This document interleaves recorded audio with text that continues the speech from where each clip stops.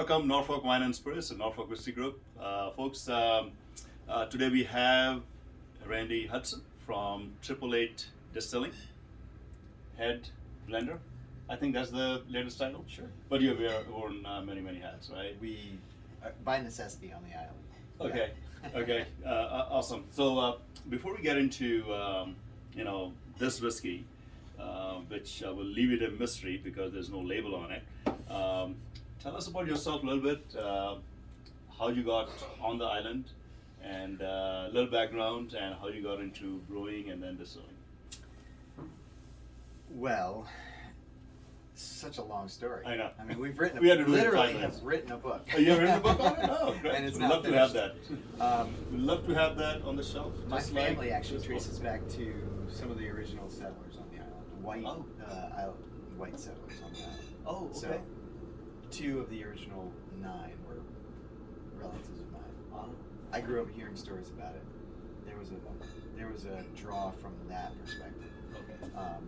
I also met a fellow in school when I was studying landscape architecture who had a business there, and he asked me to come work for him.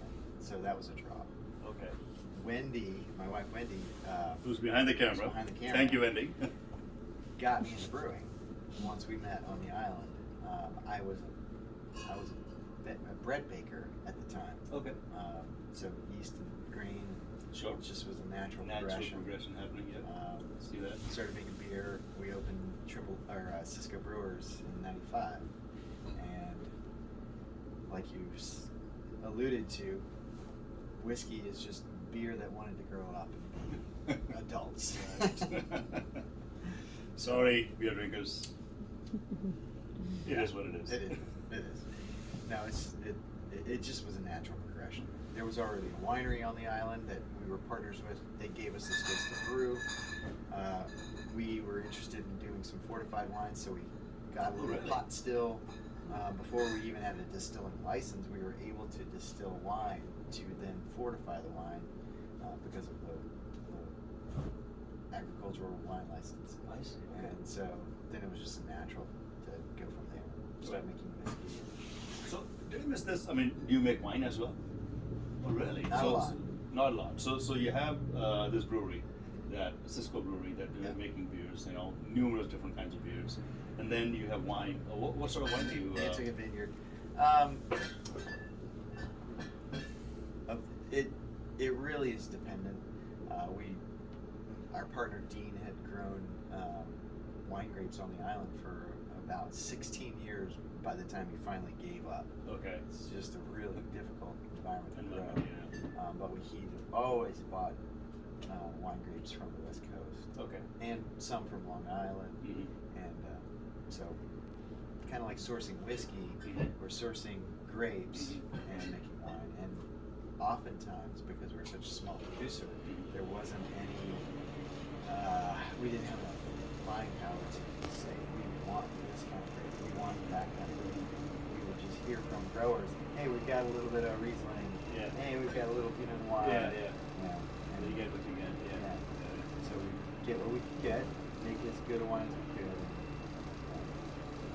Yeah. And then you also made some fortified wine, which is fantastic. Yeah. Are you still doing it? Or? Yeah. Okay. So eventually some of that port style wine will be bottled, the barrels will be dumped, and I get to use that for whiskey. Okay. So we'll have another That'll be expression great. of the match Port, yeah. eventually. All in the same. I should have asked you, have you ever done any beer from that's other range these days, right? We have at least a dozen, maybe 20.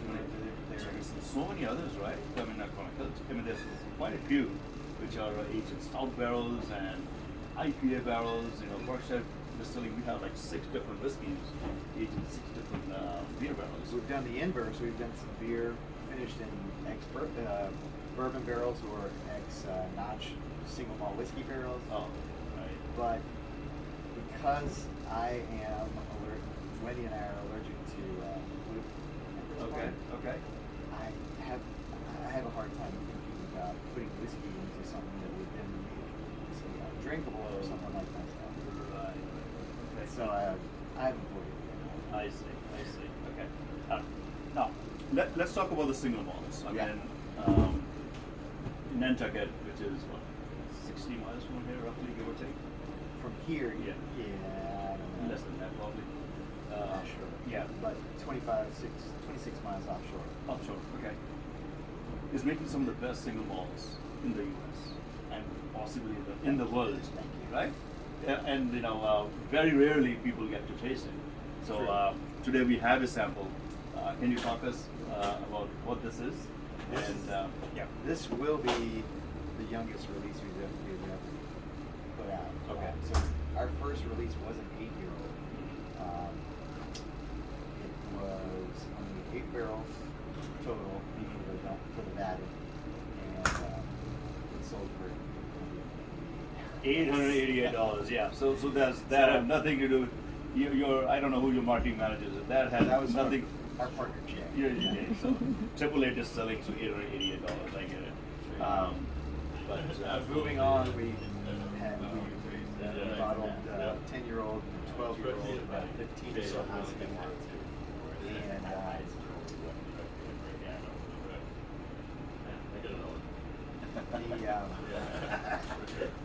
the price has gone down initially from $800, which is still fairly high.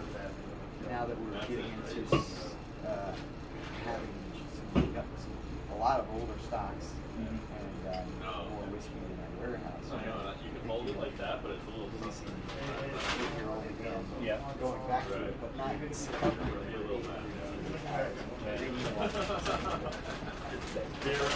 more affordable. Yeah. You have 2 or 3 more minutes. So the 8-year-old was our first release, our most expensive release at $888, and progressing on to 10 and 12 and 15-year-old whiskeys. We now wanted to get back into selling some younger whiskeys that would be more affordable, not $800.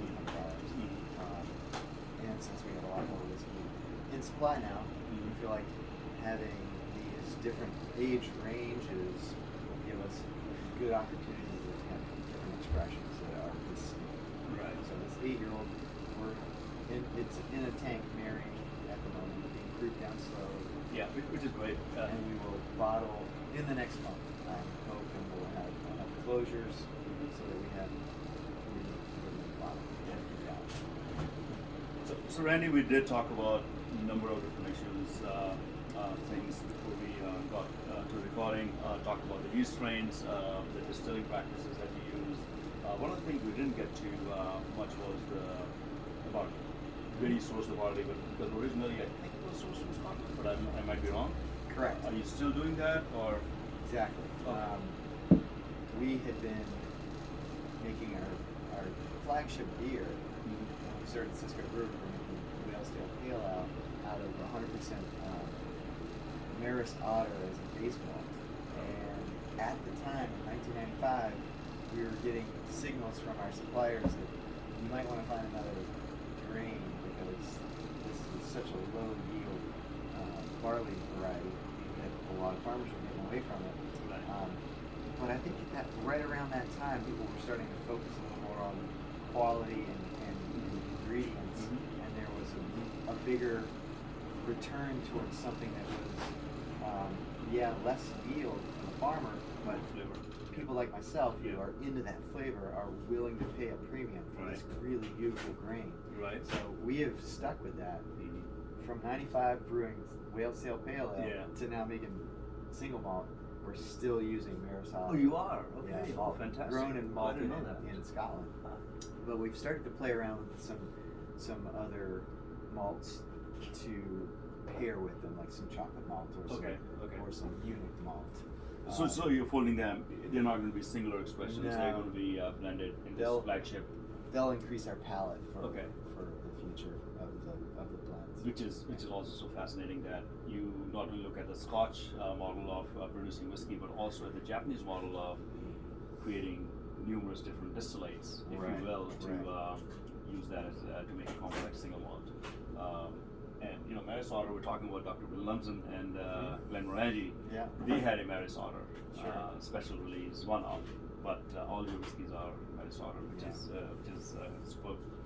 We have in the last 6 years started to play around with some other heritage breed malts.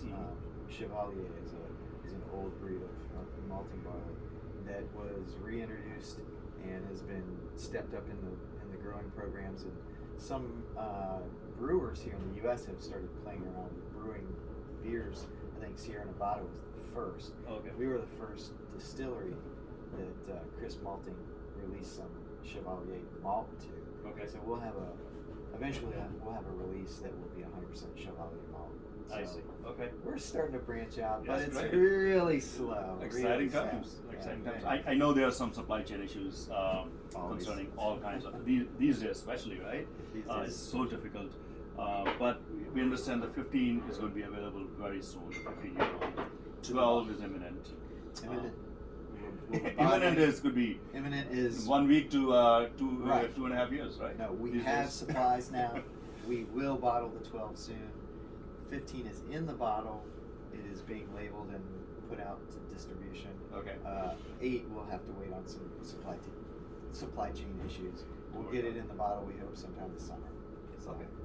Fantastic. So, but at any rate, thank you for your time. Oh, it's Really great- appreciate that. great This was to be here. really nice to just talk with one of the pioneers of single malts in the U.S. And it's so beautiful to for you to take the time and spend with me particularly, but at the same time, hopefully in future, we're doing the same with everybody else who wants to join us at Hartford Finance Press.